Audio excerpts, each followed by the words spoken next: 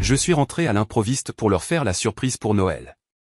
Ma femme pleurait en silence sur le balcon, fixant les lumières du sapin. À l'intérieur, mon fils riait avec sa belle famille, comme si rien ne manquait. Personne n'a remarqué mon retour, mais j'ai tout compris. À l'aube, j'ai changé les serrures et éteint les lumières. Je suis revenu de mon voyage sans les prévenir. Je voulais leur faire la surprise pour Noël. La maison était illuminée. Je pouvais entendre des rires venant du salon.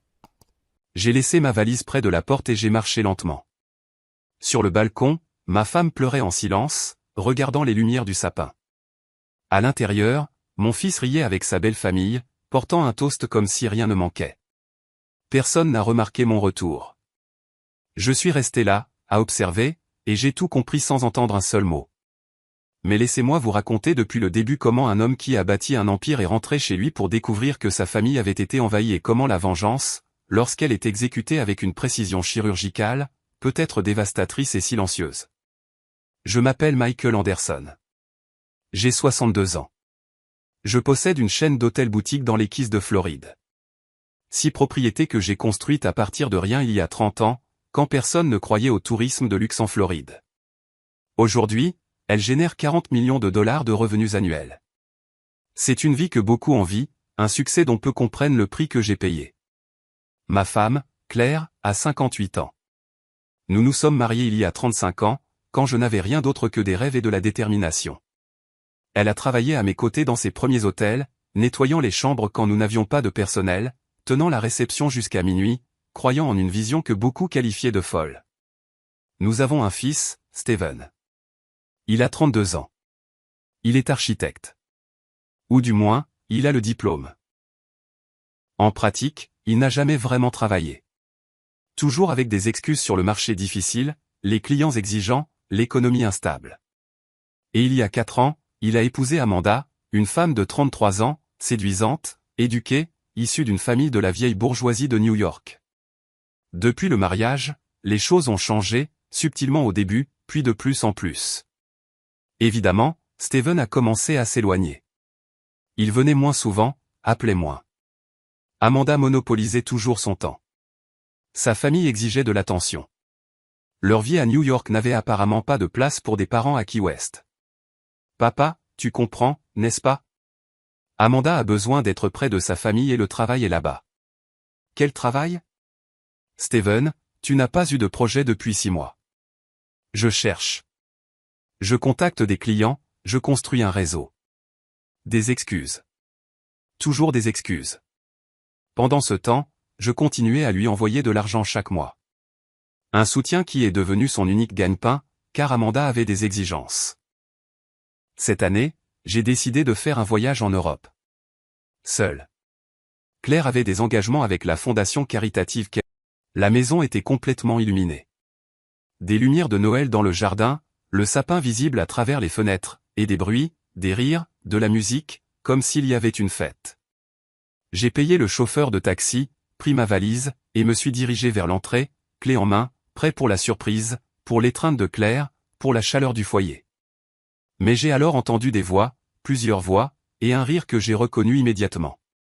Steven? Que faisait Steven ici? Il était censé être à New York avec Amanda, avec sa famille. J'ai ouvert la porte en silence, laissant ma valise dans l'entrée, et j'ai avancé lentement, suivant les bruits vers le salon. Et ce que j'ai vu m'a glacé le sang. Le salon était plein de monde, Steven, Amanda, ses parents, ma belle famille, tous en train de porter un toast, de rire, dans ma maison, dans mon salon, comme si cela leur appartenait. Et puis j'ai vu autre chose sur le balcon, visible à travers les portes vitrées. Claire, ma Claire, assise seule, un verre de vin à la main, fixant le sapin de Noël avec des larmes coulant sur son visage. Personne ne la regardait. Personne ne remarquait sa douleur. Ils étaient tous trop occupés à profiter de la fête dans la maison que j'avais construite avec l'argent que j'avais gagné, ignorant complètement la femme qui avait tout donné pour cette famille. Je suis resté dans l'ombre, observant, et j'ai entendu la conversation, des fragments qui ont tout révélé. Enfin, nous avons la maison pour nous, sans Michael ici à donner des ordres. Amanda, baisse la voix. Ta belle-mère pourrait t'entendre. Et alors, Steven? Ton père est en Europe, probablement avec une maîtresse. Tu crois qu'il se soucie de nous? Se soucie-t-il de Claire, qui est dehors en train de pleurer? Laisse-la. Elle s'habituera à la nouvelle réalité. Quelle réalité? Que cette maison est parfaite pour nous, pour les enfants. Et avec ton père qui voyage constamment, nous pourrions, tu sais, convaincre Claire que c'est pour le mieux, qu'elle devrait déménager dans quelque chose de plus petit, de plus gérable, et que nous restions ici. Amanda, c'est la maison de mes parents. Et un jour, elle sera à toi. Pourquoi attendre des décennies? Steven, ton père a 62 ans. Avec de la chance, il vivra encore 20 ans. Veux-tu attendre d'avoir 50 ans pour enfin avoir la vie que tu mérites? Je ne sais pas. Le père d'Amanda est intervenu, un homme de 65 ans avec la voix autoritaire de quelqu'un habitué à être obéi. Steven, Amanda a raison. Regarde cette propriété. Elle vaut facilement 30 millions. Et tu paies un loyer à New York. C'est absurde. Convainc ton père de transférer la propriété sous prétexte de planification successorale, de protection fiscale, n'importe quoi, mais assure ton avenir. Et s'il refuse, alors on travaille sur ta mère. Claire est plus malléable, surtout maintenant qu'elle est seule, vulnérable. Avec son fils qui lui rend visite plus souvent, la soutient, est présent, elle peut influencer Michael, lui faire entendre raison. Je ne sais pas si ça marchera. Ça marchera, l'assura Amanda. Parce que Steven, ton père ne peut pas tout emporter avec lui quand il partira. Et plus tôt tu sécuriseras ce qui t'appartient, mieux ce sera. Cette maison, les hôtels, finalement, tout. Mais tu dois agir, pas attendre. La mère d'Amanda a ajouté quelque chose. Et Claire, la pauvre. Elle a l'air si seule, si abandonnée. Peut-être qu'elle a besoin qu'on lui rappelle que la famille est là, qu'elle peut compter sur nous. Qu'elle n'a pas besoin d'être dans une maison aussi grande, aussi vide, alors qu'elle pourrait être dans quelque chose de plus douillet, plus proche de ses petits-enfants. La fureur que j'ai ressentie à ce moment-là était différente de tout ce que j'avais jamais connu. Elle n'était pas explosive. Elle était froide, calculée, mortelle. Parce qu'ils conspiraient. Pas seulement Steven et Amanda, mais toute sa famille, prévoyant de prendre ma maison, de manipuler Claire, de voler l'avenir que j'avais bâti. Et Claire, ma Claire, était sur le balcon en train de pleurer parce qu'elle avait probablement déjà entendu ces conversations. Elle avait probablement subi des pressions, été manipulée pendant des semaines pendant mon absence, et elle n'avait personne pour la défendre, pour la protéger, car son mari était à l'autre bout du monde. Je me suis déplacé silencieusement vers le balcon, ouvrant la porte sans un bruit. Claire m'a vu. Ses yeux se sont écarquillés de choc, de nouvelles larmes coulant. Michael, a-t-elle murmuré. Chut, j'ai placé un doigt sur mes lèvres. Ne dis rien, viens juste avec moi. Je lui ai tendu la main. Elle l'a prise. Sans question, sans doute. Et nous sommes partis ensemble, par le balcon, en évitant le salon, marchant à travers le jardin latéral vers ma voiture garée plus bas dans la rue, où personne ne nous verrait, où personne ne remarquerait notre départ. Que se passe-t-il? A-t-elle demandé une fois dans la voiture, la voix brisée. J'ai tout entendu. Je sais ce qu'ils ont fait, ce qu'ils ont dit. Et Claire, nous n'allons pas laisser faire ça. Ils me mettent la pression depuis des semaines, me disant que la maison est trop grande, que je devrais déménager, que Steven a besoin d'espace pour sa famille, et je ne savais pas quoi faire. Je ne voulais pas te déranger pendant que tu travaillais. Tu n'es jamais une source de dérangement, et tu aurais dû me le dire immédiatement. J'avais peur que tu penses que j'exagérais, que j'étais égoïste. Jamais, Claire. Tu es ma femme, ma partenaire, et personne ne traite ma femme comme ça, pas même notre fils. Qu'est-ce qu'on va faire? Nous allons agir, mais intelligemment, froidement. Nous allons leur montrer exactement ce qui se passe quand on conspire contre les mauvaises personnes. Mais d'abord, j'ai besoin que tu me dises tout. Chaque conversation, chaque menace, tout. Nous avons roulé jusqu'à l'un de mes hôtels, où j'ai réservé la suite présidentielle. Et pendant l'heure qui a suivi, Claire m'a tout raconté. Comment Steven était arrivé il y a 3 semaines avec Amanda, les enfants et ses parents, disant qu'il voulait passer Noël à la plage en famille. Mais ensuite, les commentaires ont commencé, subtils au début. Maman, cette maison est si grande. Tu ne te sens pas seule? Puis plus direct. Tu devrais envisager de déménager dans quelque chose de plus gérable. Et finalement, explicite. Papa devrait transférer la maison à Steven pour protéger les actifs, pour éviter les impôts futurs. Et que leur as-tu dit? Que je devais te parler. Que je ne pouvais pas prendre une décision pareille sans te consulter. Et ça les a contrariés. Surtout Amanda.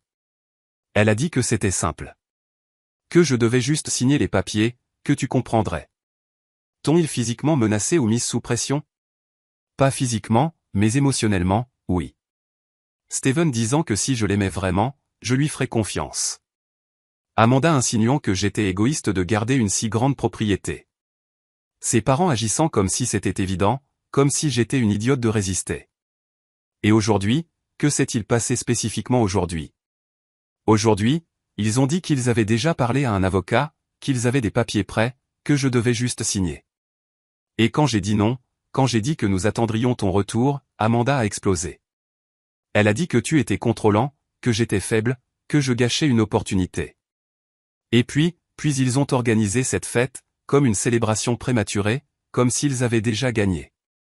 Et moi, je ne pouvais que pleurer, parce que mon fils, mon unique fils, me traitait comme un obstacle, comme si je ne comptais pas. Comme si, après tout ce que nous avons fait pour lui, je ne méritais même pas un respect élémentaire. Je l'ai tenue dans mes bras pendant qu'elle pleurait. Et à ce moment-là, j'ai pris une décision. Je ne me contenterai pas de défendre Claire. Je ne me contenterai pas de protéger notre propriété. J'allais leur donner une leçon. À Steven, à Amanda, et à sa belle famille manipulatrice. Une leçon qu'ils n'oublieraient jamais. Claire, fais-moi confiance. Dans les prochaines heures, je vais régler ça. Mais j'ai besoin que tu restes ici, à l'hôtel. Repose-toi et laisse-moi tout gérer. Qu'est-ce que tu vas faire? Justice. Froide, calculée, irréversible. Et quand j'aurai fini, Steven comprendra exactement ce que signifie trahir sa famille. Je l'ai laissé dans la suite avec pour instruction de ne contacter personne. Et puis, j'ai passé mes appels. Le premier fut pour mon avocat qui vivait à Miami, à 30 minutes de là. Michael, il est 22 heures. C'est une urgence. J'ai besoin de documents ce soir. Peux-tu le faire? Quel genre de documents? Révocation de la procuration que j'ai donnée à Steven. Un changement complet de mon testament, déshéritement, et transfert de toutes les propriétés dans une fiducie où Claire est l'unique bénéficiaire à vie. Après cela, tout va à des œuvres de charité. C'est nucléaire. C'est nécessaire. Peux-tu le faire ou non? Donne-moi 2 heures. Je les aurai prêts. Le deuxième appel fut pour un serrurier de confiance, un homme qui travaillait pour moi depuis des années. J'ai besoin que tu changes toutes les serrures de ma maison ce soir et que tu installes un nouveau système de sécurité avec des codes que seul Claire et moi connaissons. Ce soir. Michael, c'est la veille de Noël. Tarif triple et une prime de $5000, mais j'ai besoin que tu commences dans 2 heures et que tu termines avant le lever du soleil. J'y serai. Le troisième appel fut le plus satisfaisant. À la police, plus précisément à un officier que je connaissais et qui m'avait aidé avec la sécurité des hôtels pendant des années. Officier Miller, Michael Anderson. J'ai besoin d'une faveur. Dites-moi.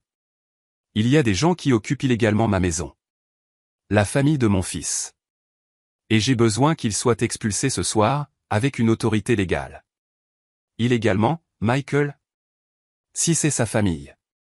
Ils n'ont aucun droit légal d'être là, et ils ont harcelé ma femme. J'ai des preuves de tentatives de fraude, de coercition, de complot en vue d'obtenir une propriété par la tromperie, et j'ai besoin qu'ils soient escortés dehors. C'est sérieux. Avez-vous des preuves? Je les aurai dans 1 heure. Mes officiers, ils sont dans ma maison sans ma permission, faisant pression sur Claire, et je ne le tolérerai pas une minute de plus. D'accord. Obtenez les preuves. J'enverrai une unité. Mais Michael, c'est votre fils. Vous êtes sûr? Complètement. Mon fils a choisi sa voie. Maintenant, il en affronte les conséquences. En attendant les documents, je suis retourné à la maison. Mais je ne suis pas entré. Je suis resté dehors, dans le jardin sombre, d'où je pouvais voir sans être vu. Observant à travers les fenêtres illuminées, regardant la fête continuer, les rires, les toasts, la célébration d'une victoire qu'il n'avait pas encore remportée. Et j'ai tout enregistré avec mon téléphone. Une vidéo claire de Steven, d'Amanda, de ses parents. Dans mon salon, buvant mon vin, utilisant ma maison comme si elle était la leur. Une preuve visuelle qui compléterait le témoignage de Claire. Après 30 minutes, j'ai entendu la conversation dont j'avais besoin. Amanda parlait à sa mère, fort, sans se soucier d'être entendue. On y est presque. Claire est brisée. Il suffit de pousser un peu plus demain et elle signera. On lui dira que Michael a déjà approuvé, qu'il ne manque que sa signature. Et une fois que c'est signé, la maison est à nous, légalement. Et si Michael revient, s'il s'y oppose? Il sera trop tard. Les papiers seront déposés. Steven aura le titre de propriété. Michael pourra crier tout ce qu'il veut, mais la maison sera à nous. C'est brillant. Et après ça, on s'occupe des hôtels. Steven est le fils unique, l'héritier. Avec la bonne pression juridique, on peut forcer un transfert de contrôle, surtout si on argue que Michael vieillit, qu'il a besoin d'aide pour gérer l'entreprise. Exactement, maman. Dans 6 mois, cette famille aura ce qu'elle mérite, la richesse, la propriété, le respect. Et Michael comprendra enfin que son temps est révolu. Que la nouvelle génération prend le contrôle. Steven est intervenu, faible comme toujours. Amanda, peut-être qu'on va trop vite. Mon père est intelligent. Il va s'en rendre compte. Ton père est en Europe à courir après des contrats dont il n'a pas besoin pendant que nous construisons un vrai avenir. Steven, arrête d'être un lâche. C'est pour nos enfants, pour notre famille. Ou tu préfères continuer à mendier une allocation de ton père jusqu'à 50 ans? Non, mais... Alors fais-moi confiance. Fais confiance au plan. Demain, on met la pression sur Claire, elle signe, et on commence notre nouvelle vie dans cette maison, avec cet héritage, comme cela aurait dû être depuis le début. J'ai enregistré chaque mot. Avec l'heure, avec une clarté parfaite. Et j'ai souri, un sourire sans humour, car ils venaient de sceller leur destin, avec leur propre arrogance, leur propre cupidité, complètement exposée. À minuit, mon avocat est arrivé avec les documents, un dossier épais contenant des papiers qui allaient tout changer. Tout est là, a-t-il expliqué dans son bureau où j'étais allé le rencontrer. Révocation de la procuration, effective immédiatement. Steven n'a plus aucune autorité pour agir en votre nom. Bien. Nouveau Testament. Claire reçoit tout dans une fiducie à vie avec elle comme seule bénéficiaire et administratrice. Après son décès, tout va aux 3 œuvres de charité que vous avez spécifiées. Et Steven ne reçoit absolument rien en raison de, et je cite, complot en vue de frauder, coercition d'une bénéficiaire, tentative d'obtenir une propriété par la tromperie et trahison fondamentale de la confiance familiale. Tout est documenté, légalement justifié, impossible à contester. Parfait. Et la maison? Transférée dans une fiducie irrévocable avec Claire comme administratrice. Steven ne peut la réclamer, ni maintenant, ni jamais. Elle est complètement protégée. Excellent. J'ai besoin de copies, dis-je, et je veux que ces originaux soient déposés ce soir. Je me fiche de qui vous devez réveiller au bureau du greffier du comté. Faites-le. Michael, c'est Noël. Et ma famille est attaquée, alors faites-le. Tarif triple, prime, tout ce dont vous avez besoin. Mais ces documents sont déposés avant le lever du soleil. Compris? Compris. Donnez-moi 3 heures. À 1 heure du matin, le serrurier est arrivé avec son équipe, et ils ont commencé le travail, changeant chaque serrure, porte d'entrée, porte latérale, garage, tout, et installant le nouveau système de sécurité avec caméra, détecteur de mouvement, une alarme directement connectée au poste de police. C'est fait, a-t-il dit à 4 heures du matin. Nouvelle clé, seulement 4 jeux. Pour vous, pour Claire, et 2 de rechange dans le coffre-fort. Et le système est actif. Toute tentative d'entrée sans le code correct déclenche l'alarme et avertit automatiquement la police avec une transmission vidéo en direct. Parfait. Merci. Votre paiement sera sur votre compte demain. À 5 heures du matin, j'ai eu la confirmation de l'avocat. Tout est déposé. C'est officiel. Claire est la propriétaire en fiducie. Steven est déshérité et il n'y a aucun moyen légal d'annuler cela. Excellent. Envoyez-moi des copies certifiées conformes. 3 jeux. Je les veux dans 1 heure. Vous les aurez. À 6 heures du matin, alors que le soleil commençait à se lever, je me tenais devant ma maison avec l'officier Miller, 2 voitures de patrouille, 4 officiers, et la documentation complète de tout, les enregistrements, les vidéos, le témoignage, les papiers légaux. Vous êtes sûr de ça? A demandé Miller une dernière fois. Complètement. Ces personnes sont entrées sur ma propriété sous de faux prétextes. Elles ont exercé une contrainte sur ma femme, et elles conspirent pour commettre une fraude. Ce ne sont pas des invités. Ce sont des intrus, et je veux qu'ils soient expulsés maintenant. D'accord. Mais Michael, votre fils va détester ça. Votre relation. Il n'y a pas de relation. Steven a fait son choix. Maintenant, il vit avec. J'ai frappé à la porte. Fortement, avec autorité. Et j'ai attendu. J'ai entendu du mouvement à l'intérieur. De la confusion. Et puis la voix de Steven. Police, ouvrez la porte. Plus de confusion. Puis la porte s'est ouverte. Steven en pyjama, débraillé, avec les yeux de quelqu'un qui n'avait pas bien dormi, voyant les voitures de patrouille, les officiers, et enfin, me voyant. Papa, qu'est-ce qui se passe? Steven Anderson, intervint l'officier Miller. Nous avons un rapport d'occupation illégale de cette propriété et de tentative de fraude. Nous avons besoin que vous et tous les autres occupants quittiez les lieux immédiatement. Occupation illégale? C'est la maison de mes parents. Nous sommes en visite. Sans la permission du propriétaire, les jeux corrigés.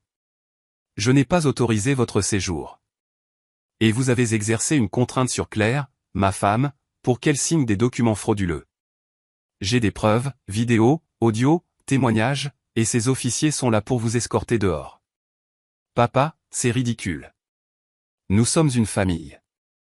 La famille ne conspire pas pour voler. La famille ne met pas la pression sur une mère vulnérable. La famille ne prévoit pas de prendre une maison par la tromperie. Vous n'êtes pas une famille. Vous êtes des criminels et vous partez maintenant. Amanda est apparue dans une robe de chambre en soie, l'expression furieuse. Vous ne pouvez pas nous expulser. Steven a des droits. Steven n'a droit à rien. C'est une propriété privée qui est maintenant dans une fiducie avec Claire comme seul bénéficiaire, et aucun d'entre vous n'a la permission d'être ici. Alors, soit vous partez volontairement, soit les officiers vous escorteront dehors, menottes au poignet si nécessaire. C'est de l'abus. Je vais vous poursuivre en justice. Poursuivez tant que vous voulez. Voici les documents officiellement déposés à 4 heures du matin. Fiducie irrévocable, changement de testament, déshéritement complet. Tout est légal, tout est permanent. Et voici les enregistrements de vos conversations, planifiant la fraude, conspirant contre Claire. Toutes des preuves qui peuvent et seront utilisées contre vous légalement si vous continuez à résister. Le père d'Amanda est apparu, essayant de reprendre le contrôle.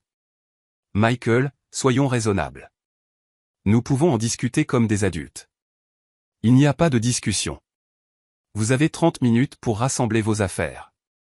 Vêtements, objets personnels, rien d'autre. Et puis vous êtes parti.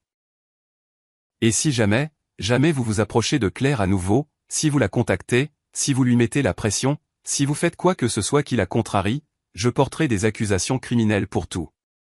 Coercition, complot, tentative de fraude.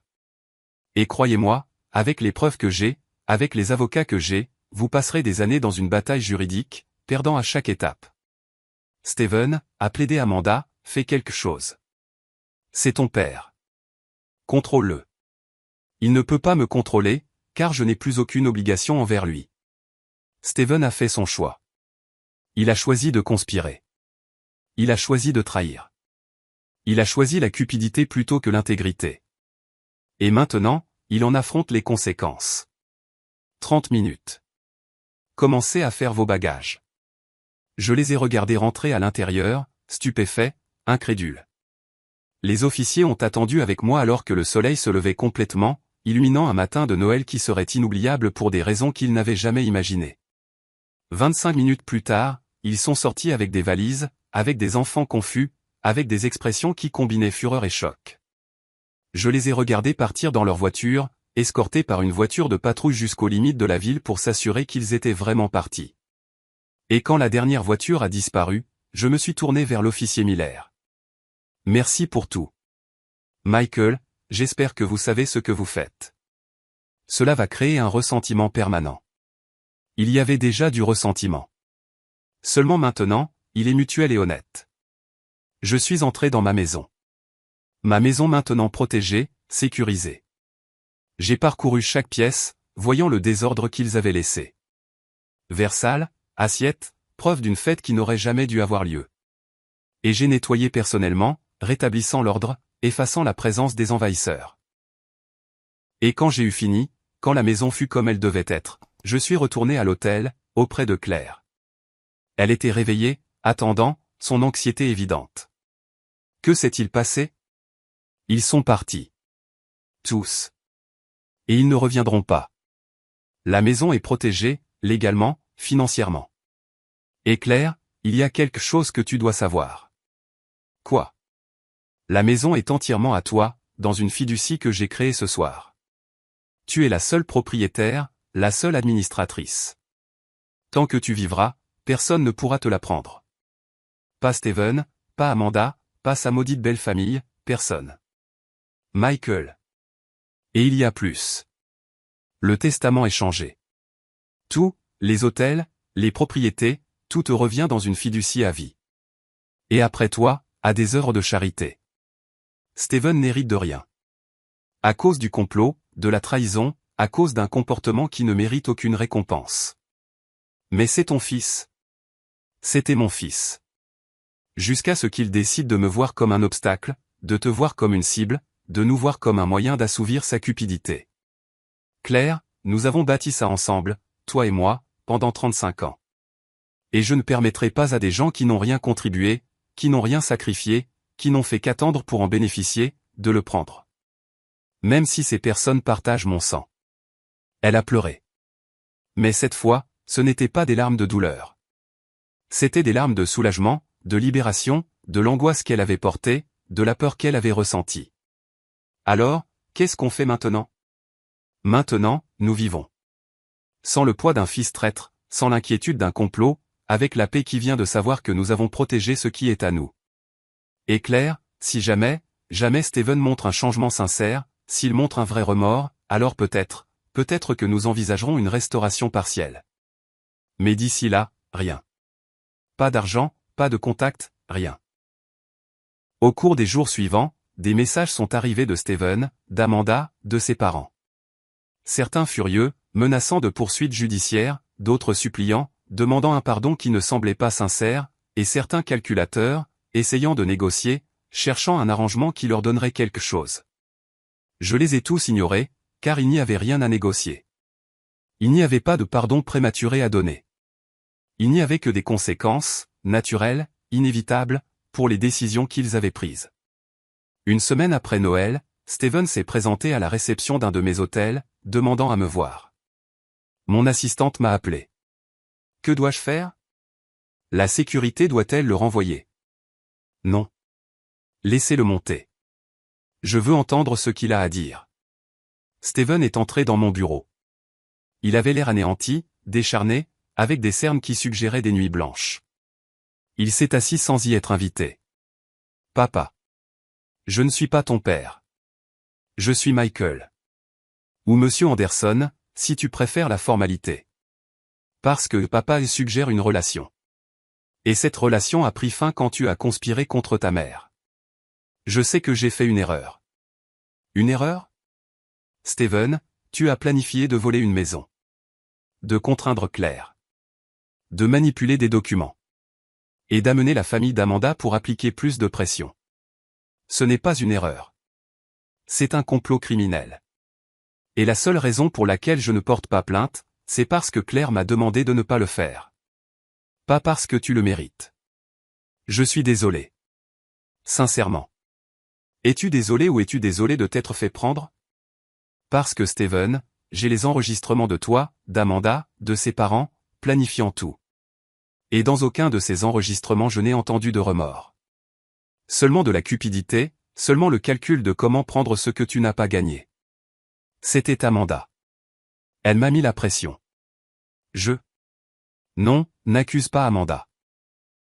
Tu es un homme de 32 ans avec une éducation, avec une supposée intelligence. Tu avais le choix à chaque étape. Et tu as choisi de conspirer. Tu as choisi de trahir. Tu as choisi la cupidité. Ce sont tes décisions, pas celles d'Amanda. Les tiennes. Alors quoi? Tu me jettes pour toujours?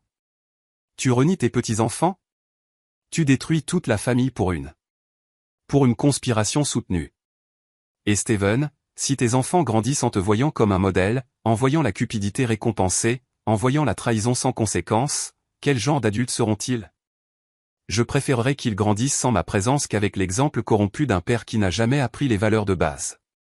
S'il te plaît, donne-moi une chance. Une chance?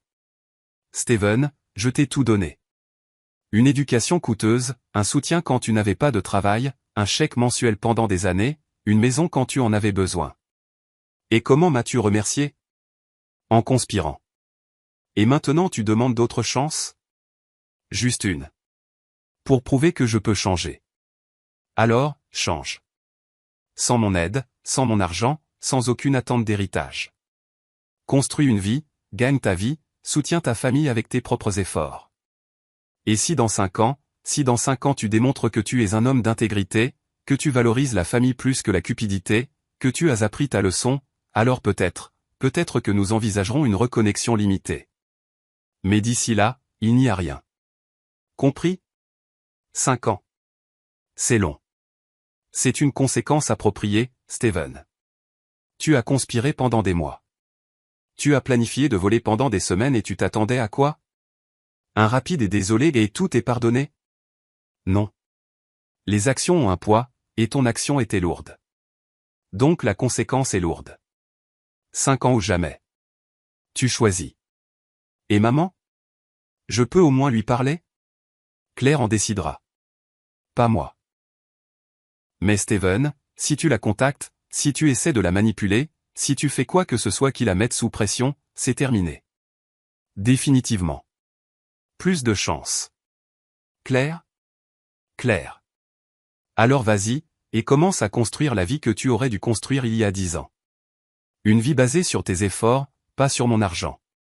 Il est parti.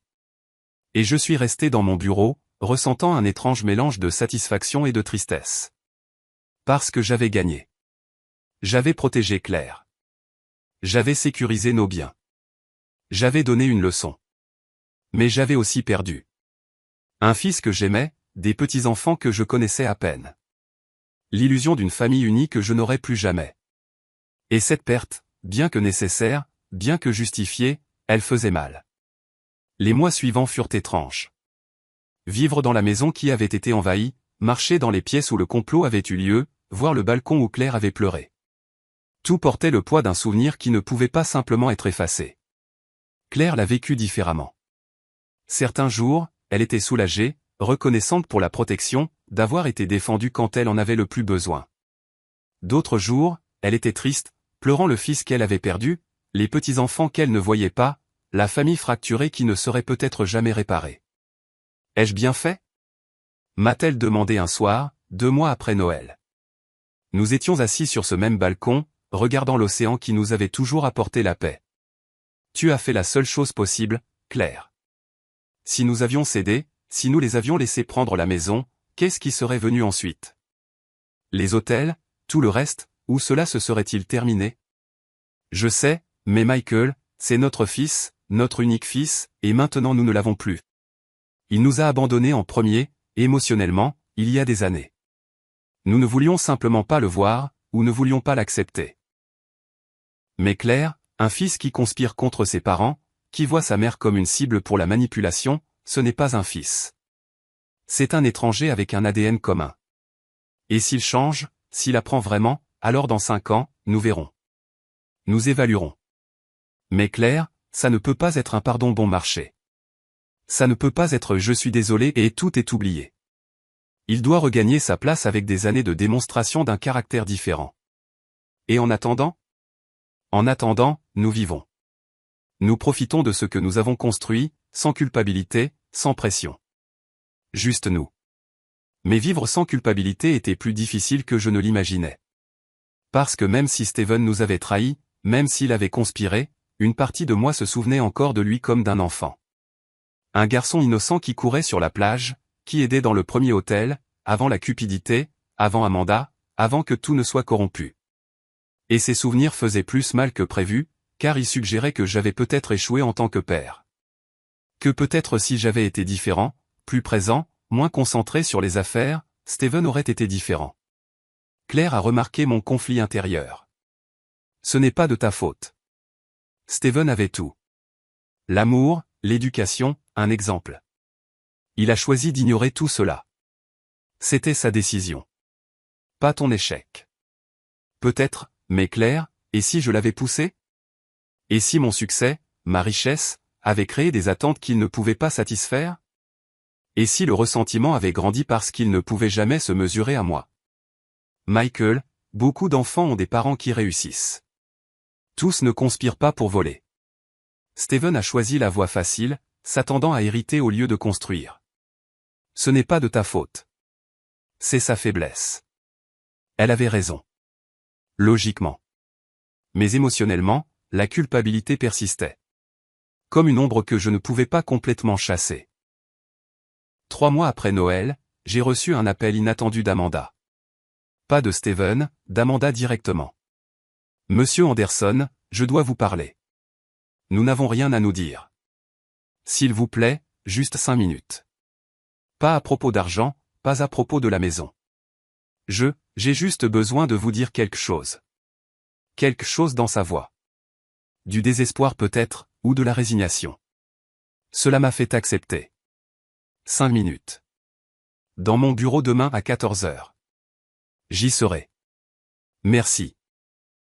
Elle est arrivée à l'heure, sans Steven. Seule. Et elle avait l'air différente, moins apprêtée, moins confiante, plus humaine, peut-être. Monsieur Anderson, merci de me recevoir. Vous avez 5 minutes.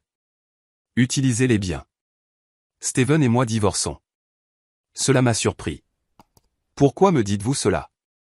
Parce que je veux que vous sachiez que ce n'était pas seulement mon influence. Je n'étais pas la seule responsable. Mais je veux aussi que vous sachiez que j'ai eu le temps de réfléchir à ce que nous avons fait. Et vous aviez raison. C'était un complot. C'était une trahison. Et c'était inexcusable. Alors pourquoi l'avez-vous fait? La cupidité. L'impatience. Le sentiment que nous méritions plus que ce que nous avions. Monsieur Anderson, j'ai grandi dans une famille où l'argent était toujours là, où je n'ai jamais vraiment eu à travailler. Et je pensais que c'était comme ça que ça devait être. Que la richesse était un droit, pas un privilège à gagner. Et maintenant je vis dans un petit appartement, je travaille pour la première fois de ma vie dans le commerce de détail, je gagne le salaire minimum, et j'apprends ce que j'aurais dû apprendre il y a des années. Que l'argent se gagne, que le respect se gagne, que rien n'est un droit automatique. Pourquoi me racontez-vous cela? Parce que je veux que vous sachiez qu'au moins une personne de ce complot comprend l'ampleur de l'erreur. Etage M. Anderson, je ne demande pas le pardon. Je ne demande pas de réintégration. Je veux juste que vous sachiez que j'ai appris. Douloureusement. Mais j'ai appris. Et Steven? Steven a du mal. Il essaie de trouver du travail, d'élever les enfants, d'être le père célibataire qu'il n'a jamais appris à être. Et je ne sais pas s'il apprendra, mais moi, j'ai appris. Et je voulais que vous le sachiez. J'apprécie l'honnêteté.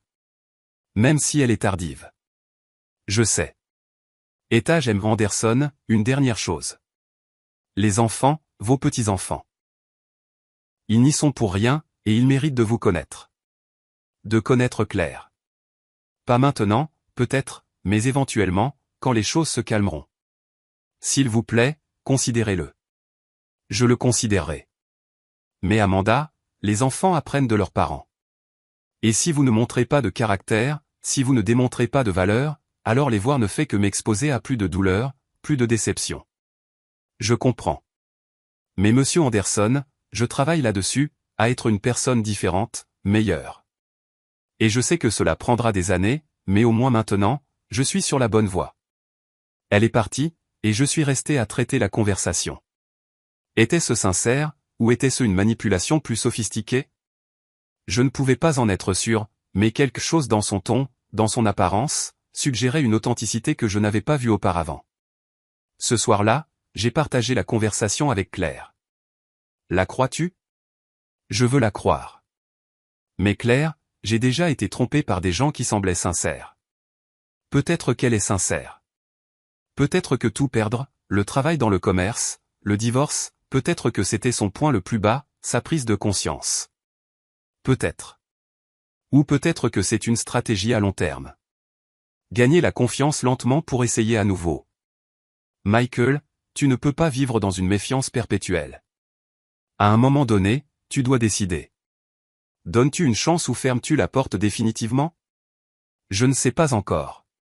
Mais ce ne sera pas bientôt, et ce ne sera pas facile.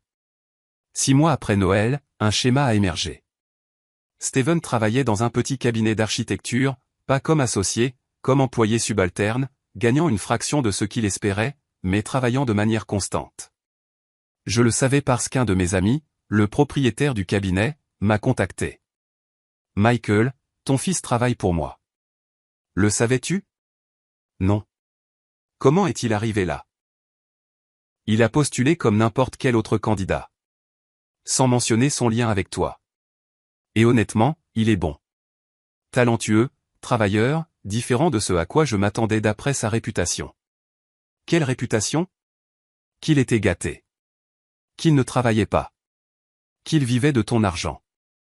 Mais Michael, ce n'est pas l'homme que je vois. Je vois quelqu'un qui a faim, déterminé, qui essaie de prouver quelque chose. Prouver quoi? Peut-être qu'il peut être plus que le fils d'un homme qui a réussi. Qu'il peut construire quelque chose par lui-même. Cette information m'a fait réfléchir. Steven changeait-il vraiment?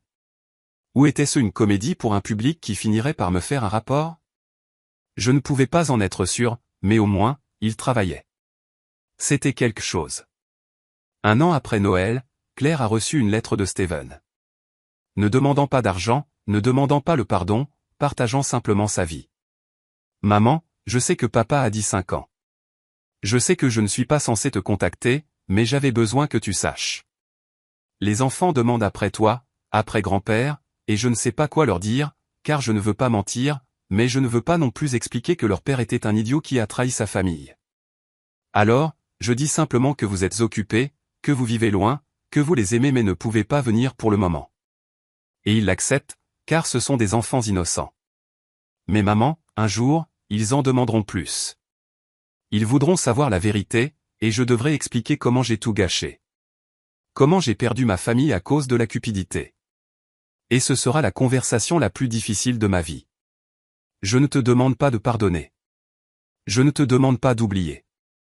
Je te demande juste de savoir que je pense à toi, que tu me manques, et que j'essaie d'être l'homme que j'aurais dû être depuis le début. Ton fils, Steven. Claire a pleuré en lisant la lettre. Et elle me l'a montrée. Qu'en penses-tu? Je pense que ça semble sincère. Mais les mots sont faciles. Les actions, soutenues sur des années, voilà ce qui compte. Et les enfants, Michael? Ils sont innocents.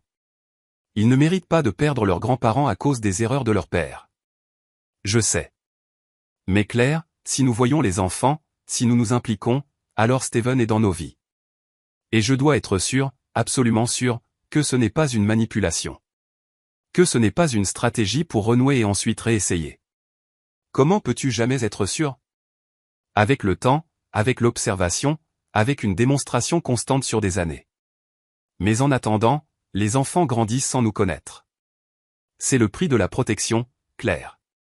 Je sais que ça fait mal, mais je préfère cette douleur à la douleur d'être trahi à nouveau. Elle a compris, même si ça ne lui plaisait pas. Et elle n'a pas répondu à la lettre, car même si la mère en elle voulait renouer, l'épouse qui avait été protégée comprenait le besoin de prudence. 18 mois après Noël, mon ami, le propriétaire du cabinet, m'a recontacté. Michael, tu dois savoir quelque chose à propos de Steven. Que s'est-il passé? Rien de mal. Tout le contraire. Il vient de conclure un gros projet, un client important, avec un design brillant. Et le client a été tellement impressionné qu'il veut lui confier un projet supplémentaire, directement à lui. C'est bien. Non, c'est excellent. Mais Michael, Steven a refusé le projet personnel. Il a dit qu'il préférait que ce soit un projet du cabinet, qu'il n'était pas prêt à travailler de manière indépendante, qu'il avait besoin de plus d'expérience, de plus de mentorat. Ce niveau d'humilité, dans un monde de l'architecture plein d'ego, c'est rare. Et ça te surprend? Complètement. Parce qu'il aurait pu prendre le projet, gagner une grosse commission, commencer sur la voie de l'indépendance. Mais il a choisi l'humilité. Il a choisi l'apprentissage plutôt que l'argent facile. Michael, ça dit quelque chose sur son caractère. Cette information m'a fait reconsidérer. Steven était-il vraiment différent? Apprenait-il vraiment les leçons qu'il devait apprendre? Les preuves suggéraient que oui, mais une partie de moi doutait encore. S'attendait toujours à ce que ce soit une comédie élaborée. Claire a remarqué mon conflit. Tu penses à lui. À lui donner une chance avant la fin des 5 ans. J'y pense. Mais Claire, je ne peux pas décider sur la base de rapports de tiers. J'ai besoin de voir par moi-même.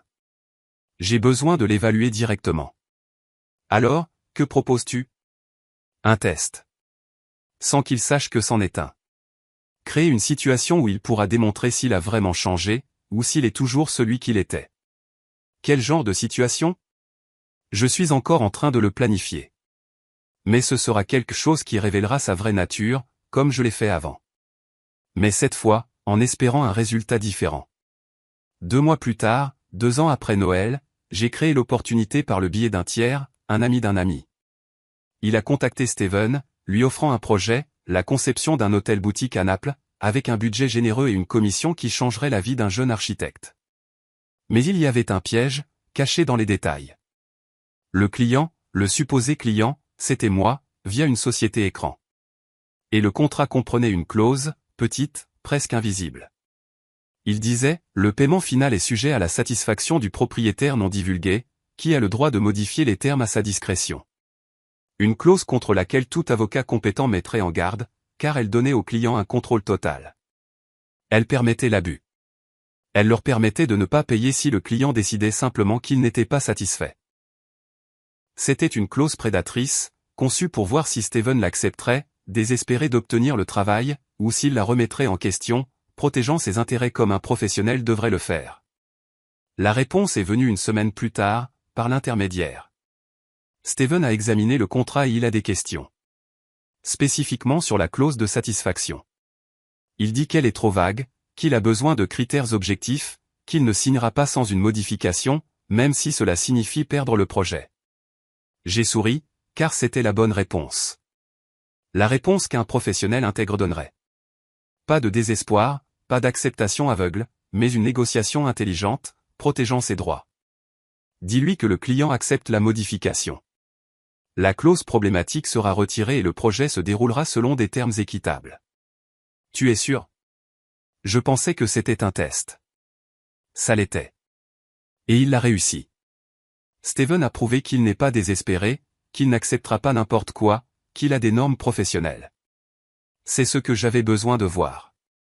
Le projet a continué, et pendant les 3 mois suivants, j'ai observé, à travers des rapports.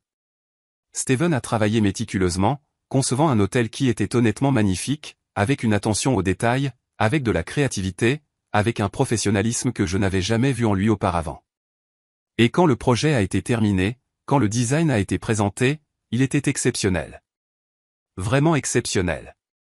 Tellement que j'ai décidé que je construirais cet hôtel pour de vrai.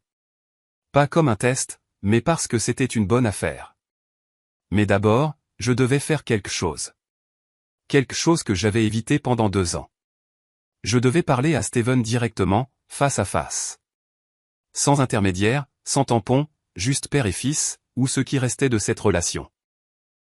J'ai organisé une réunion dans mon bureau principal, dans le plus ancien hôtel, le premier que j'ai construit avec Claire il y a 30 ans. Un endroit chargé de sens, d'histoire, de souvenirs de l'époque où tout commençait et où les valeurs comptaient plus que le profit. J'ai demandé à l'intermédiaire de contacter Steven. Le propriétaire du projet veut se rencontrer pour discuter de la mise en œuvre du design. Demain, 14 h.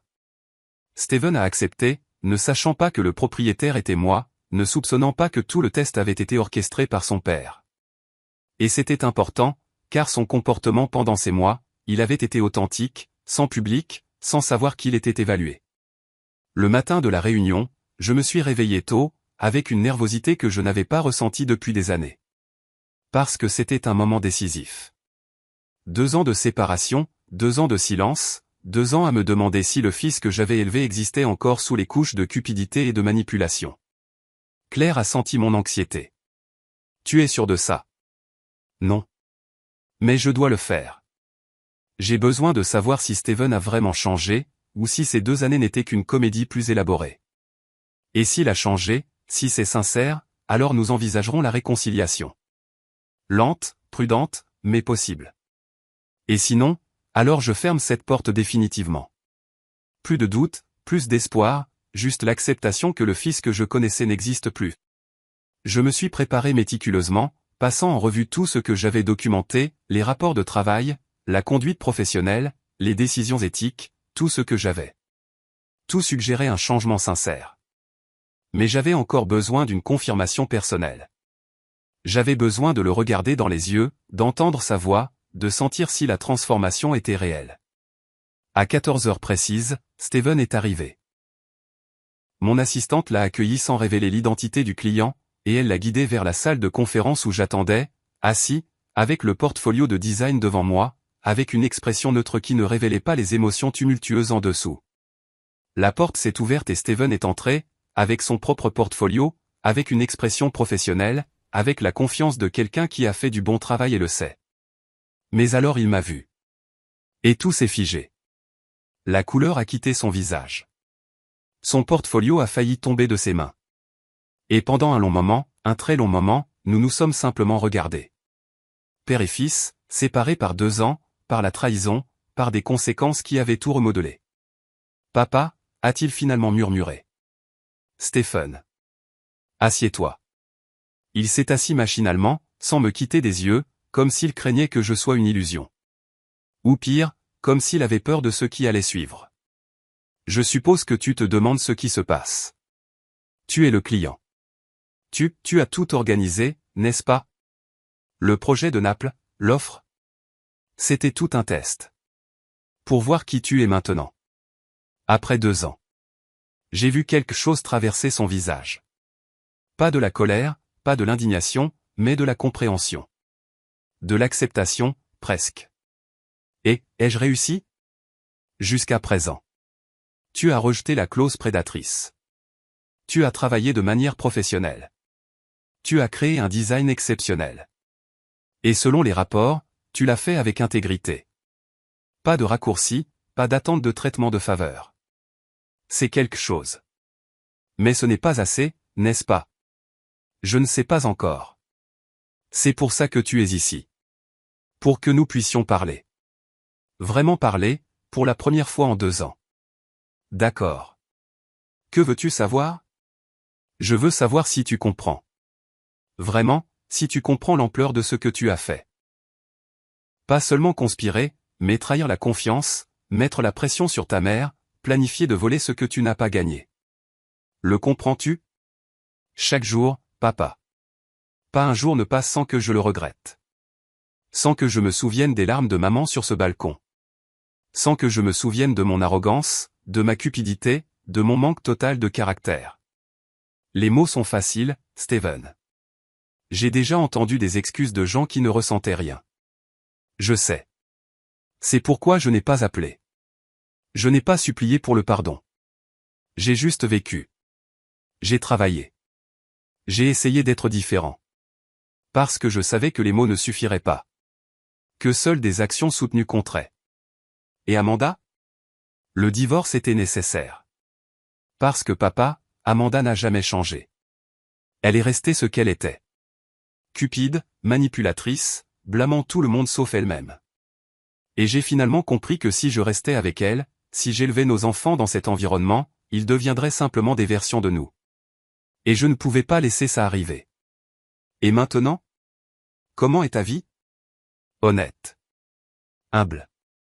Je travaille 6 jours par semaine. Je gagne assez pour subvenir aux besoins des enfants, pour payer un loyer modeste, pour vivre selon mes moyens. Pas de luxe, pas de prétention. Juste une existence basée sur ce que je produis, pas sur ce que j'attends d'hériter. Et les enfants? Comment vont-ils? Pour la première fois, j'ai vu des larmes se former dans les yeux de Steven. Confus. Il pose des questions sur les grands-parents qu'il ne voit pas, sur la grande maison qu'il visitait.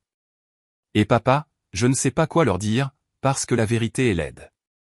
Que leur père était un idiot qui a détruit sa famille. Mais un mensonge est pire. Alors j'essaie d'expliquer d'une manière que des enfants de 5 ans peuvent comprendre. Que parfois, les adultes font d'énormes erreurs, et que les conséquences durent longtemps. Et que disent-ils? Ils disent qu'ils veulent te rencontrer grand-mère Claire. Qu'ils voient des photos et qu'ils veulent serrer dans leurs bras les gens sur les photos. Et chaque fois qu'ils disent ça, mon cœur se brise un peu plus, parce que je sais que je les prive de ça avec mes décisions stupides. Le silence est tombé entre nous, lourd, chargé de 2 ans de séparation, de douleur, de croissance peut-être. Et j'ai regardé mon fils, je l'ai vraiment regardé, voyant non pas le conspirateur d'il y a 2 ans, mais un homme différent.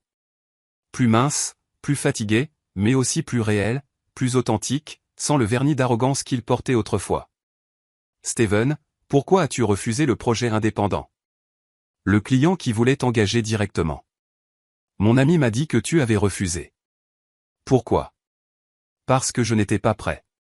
Parce que papa, toute ma vie, j'ai pris des raccourcis. Je m'attendais à ce que les choses m'arrivent à cause de mon nom de famille, à cause de mes relations, à cause de ton argent. Et j'ai toujours échoué, parce que je n'ai jamais construit de véritable fondation. Je n'ai jamais appris l'humilité de commencer par le bas. Alors, quand ce client m'a offert le projet, j'ai vu la tentation, la chance de gagner gros, vite. Mais j'ai aussi vu le piège de retomber dans mes anciens schémas. Alors j'ai refusé. Parce que j'avais besoin de plus de temps, de plus d'expérience, de plus de preuves pour moi-même que j'avais vraiment changé. C'était une sage décision. C'était la bonne décision. Et papa, je sais que cela semble probablement calculé, comme si je faisais ce qu'il fallait juste pour t'impressionner. Mais honnêtement, je ne savais pas que tu regardais. Je pensais que tu m'avais complètement radié. Que ces 2 années s'étaient déroulées dans le vide, sans public, juste moi essayant d'être meilleur. Et c'est pourquoi c'est significatif. Parce que Steven, si tu avais su que je regardais, ton comportement aurait été une comédie. Mais sans cette connaissance, c'était authentique. Et ça compte pour quelque chose. Est-ce que ça compte assez pour le pardon? Pour une chance de renouer? Je ne sais pas encore. Mais ça compte pour ça. Pour que je l'envisage. Pour que j'en parle à Claire. Pour que nous évaluions si une restauration partielle est possible. Pas une restauration complète. Pas comme si rien ne s'était passé. Mais une connexion limitée, avec les petits-enfants, surtout. Parce que tu as raison, ils sont innocents. Ils ne méritent pas de perdre leurs grands-parents à cause de tes erreurs. Ce serait plus que ce dont je rêvais. Plus que ce que je mérite. Il ne s'agit pas de mériter. Il s'agit d'opportunité. De donner une chance à un changement authentique. Mais Steven, cela vient avec des conditions. Strictes. Non négociables. Quoi que ce soit, j'accepte. N'importe quelle condition. Premièrement, tu ne mentionnes jamais l'argent. L'héritage, la propriété, rien de financier. Avec nous, avec Claire surtout. Ces sujets sont clos, définitivement. Compris? Compris. Deuxièmement, la reconnexion est progressive. On commence par des appels vidéo, puis de courtes visites supervisées. Et seulement si ça se passe bien, pendant des mois, voire des années, on envisagera plus. Parfait. Tout ce dont vous avez besoin. Troisièmement, s'il y a le moindre signe, que les anciens schémas reviennent, la cupidité, la manipulation, tout comportement qui nous rappelle le complot, c'est terminé. Immédiatement. Plus de chance. C'est juste. Quatrièmement, le testament reste tel quel. Le déshéritement complet. Il ne change pas. Pas maintenant. Pas dans un avenir proche. Peut-être dans des années, si tu démontres une constance absolue, nous envisagerons une modification mineure. Mais ne t'attends pas. Ne compte pas dessus. Construis ta vie en supposant que tu n'hériteras de rien. Je le fais déjà. Et papa, honnêtement, Je ne veux plus de l'héritage.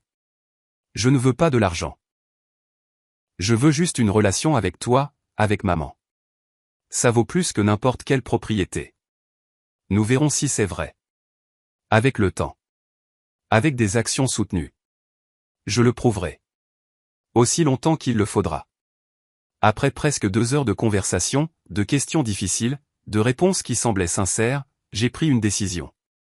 D'accord. Je parlerai à Claire. Je lui parlerai de cette conversation, des changements que je vois.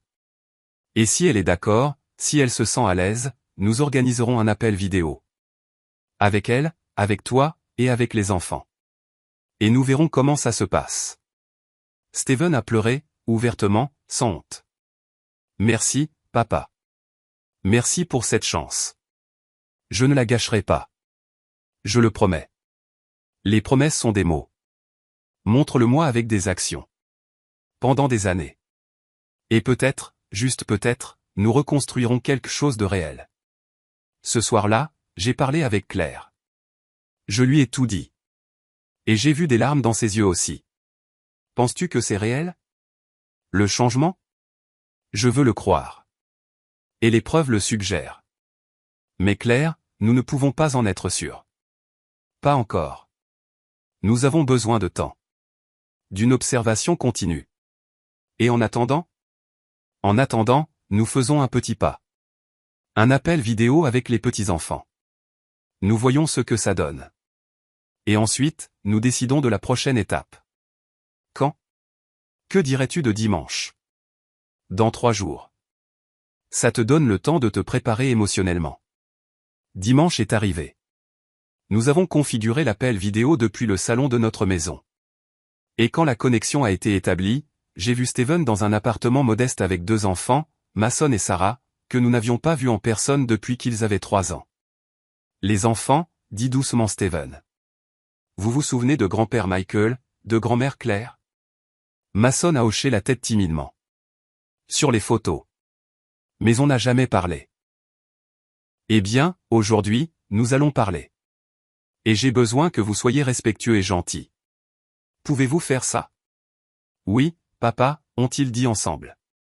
Et pendant l'heure qui a suivi, nous avons parlé avec des petits-enfants que nous connaissions à peine. D'école, de jeux, de dessins qu'ils avaient faits. Et c'était beau. Douloureusement beau. Parce qu'ils étaient innocents, purs, non contaminés par les erreurs de leur père. Claire a pleuré en silence. De bonheur, de tristesse pour le temps perdu, d'espoir pour l'avenir. Et j'ai ressenti quelque chose que je n'avais pas ressenti depuis 2 ans. Quelque chose comme une famille. Fracturée, balafrée, mais peut-être réparable. Après l'appel, quand les enfants sont allés jouer, Steven est resté à l'écran. Merci pour ça. Je sais que c'était difficile. Ça l'était, a admis Claire. Mais Steven, c'était aussi magnifique. Tes enfants sont merveilleux. Ils le sont. Et ils méritent des grands-parents. Ils méritent une famille élargie.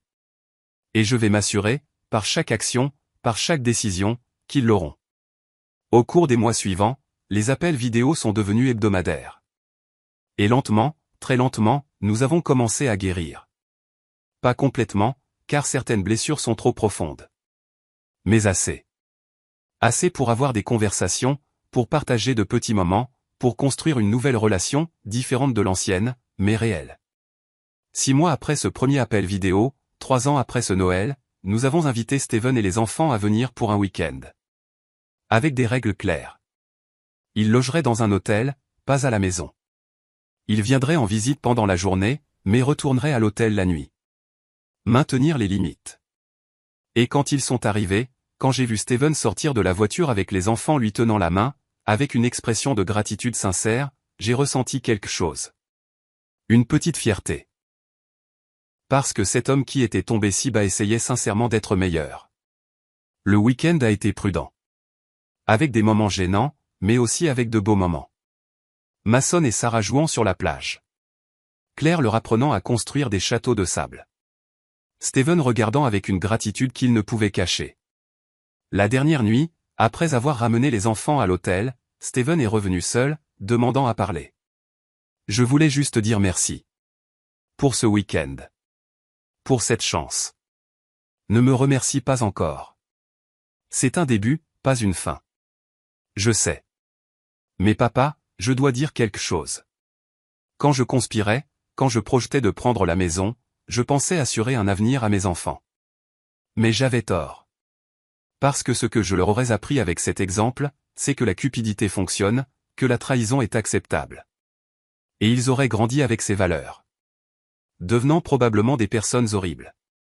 Mais maintenant, je leur apprends quelque chose de différent.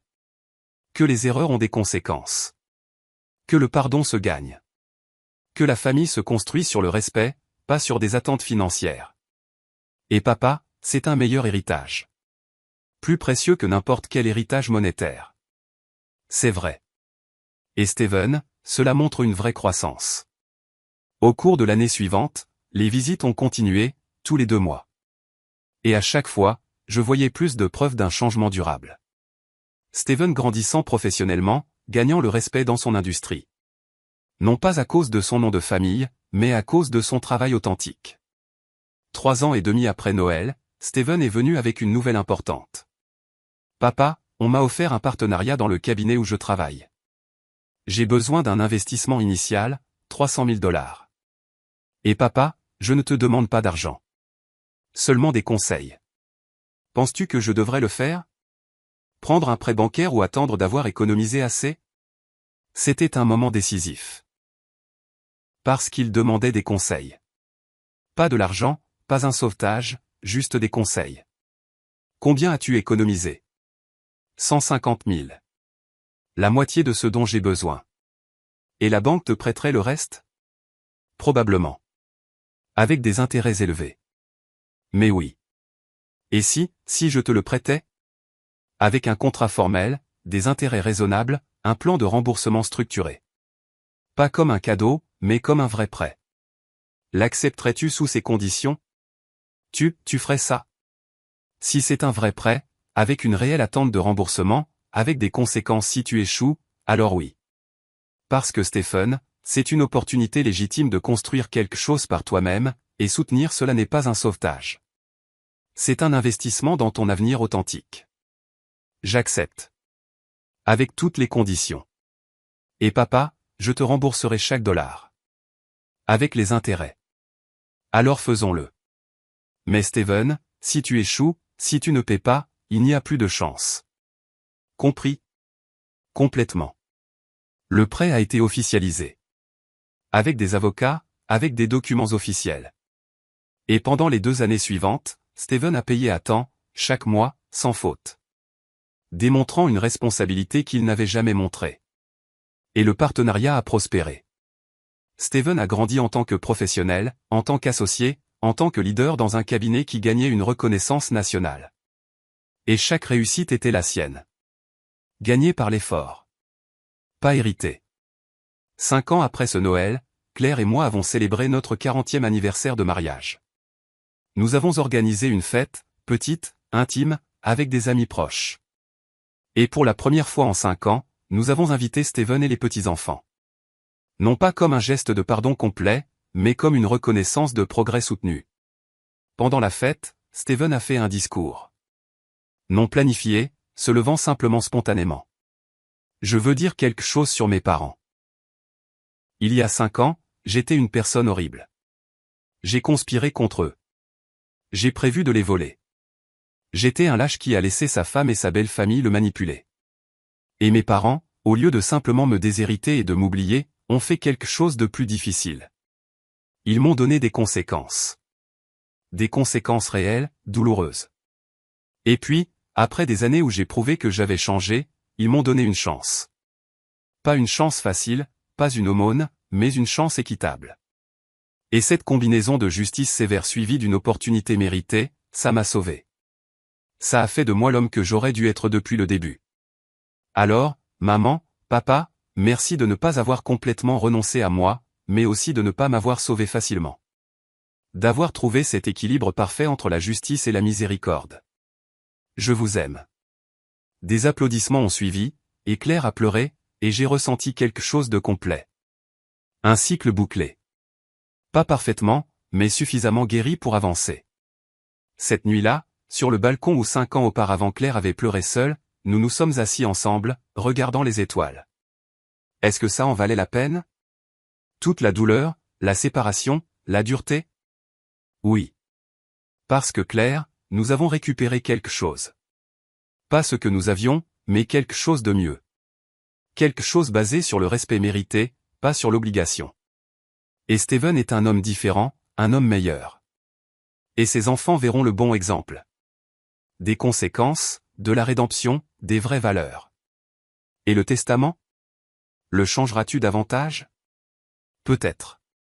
Si Steven continue comme ça, après cette année au total, j'envisagerai une augmentation à 15%. Mais Claire, ce ne sera jamais tout. Parce que ce choix doit rester. Qu'un héritage n'est pas un droit. C'est un privilège qui se mérite. Les années ont passé. Steven a continué à grandir, et notre relation avec lui, bien qu'elle ne soit jamais revenue à ce qu'elle était, est devenue quelque chose de précieux, d'authentique, basé sur le respect mutuel. Et quand finalement, à 70 ans, j'ai mis à jour mon testament final, Steven a reçu 20%. Non pas pour être mon fils, mais pour avoir démontré sur une décennie une transformation authentique. Le reste allait toujours à des œuvres de charité, à des fondations, à des causes qui changeraient des vies. Et Steven, quand je l'en ai informé, n'a pas protesté. Il a juste dit « merci de reconnaître l'effort ». Et « papa, si je n'héritais de rien, ça irait quand même, car ce que j'ai récupéré vaut plus. Ma relation avec vous, mon respect de moi-même, l'exemple pour mes enfants. Ça n'a pas de prix. Si vous écoutez cette histoire, je veux que vous compreniez quelque chose de fondamental. Une famille basée sur des attentes financières n'est pas une vraie famille. C'est une transaction. Et les transactions ne survivent pas à une crise. Je suis revenu de mon voyage pour surprendre Claire pour Noël. Mais la surprise, c'est moi qui l'ai eue. J'ai découvert un complot. J'ai trouvé ma femme en larmes pendant que mon fils célébrait avec des envahisseurs prévoyant de voler notre maison. J'avais le choix. Agir faiblement, permettre l'invasion pour garder une paix superficielle, ou agir avec force. Pour défendre Claire, pour protéger ce que nous avons construit, pour enseigner des leçons qui font mal mais qui transforment. J'ai choisi la force. Et bien que cela ait coûté des années de séparation, bien que cela ait signifié perdre mon fils temporairement, cela a aussi signifié le sauver définitivement. Parce que le Steven qui a conspiré il y a toutes ces années aurait continué dans une spirale descendante, détruisant sa famille, enseignant à ses enfants des valeurs corrompues, vivant une vie de dépendance et de ressentiment. Mais le Steven d'aujourd'hui, transformé par des conséquences difficiles, est un homme qui se respecte, qui travaille, qui gagne, qui enseigne à ses enfants l'intégrité. Et ce Steven vaut plus qu'un fils soumis qui n'a jamais appris les leçons nécessaires. De Key West, à 68 ans, et avec une famille reconstruite sur une base de respect mérité, je vous souhaite la sagesse de reconnaître quand l'amour exige la dureté, quand la protection exige la séparation, quand sauver quelqu'un signifie le laisser tomber assez bas pour toucher le fond et décider de remonter. Et je vous souhaite du courage. Le courage d'appliquer des conséquences qui font mal, de résister à la manipulation émotionnelle, de prioriser les valeurs sur le confort. Steven a conspiré contre nous et il en a payé le prix pendant des années. Mais il a aussi gagné quelque chose d'inestimable. La chance de devenir un vrai homme, avec un vrai caractère. Et maintenant, des années plus tard, nous avons une relation, pas parfaite, mais authentique. Basée sur le respect mutuel, pas sur des attentes d'héritage. Et cette relation vaut plus que n'importe quelle propriété. Merci d'avoir écouté mon histoire. Et si elle vous a aidé, si elle vous a donné le courage de défendre vos propres limites, partagez-la. Car quelque part, un autre père découvre un complot. Une autre mère pleure sur un balcon. Et ils ont tous les deux besoin de savoir qu'il y a un chemin à travers.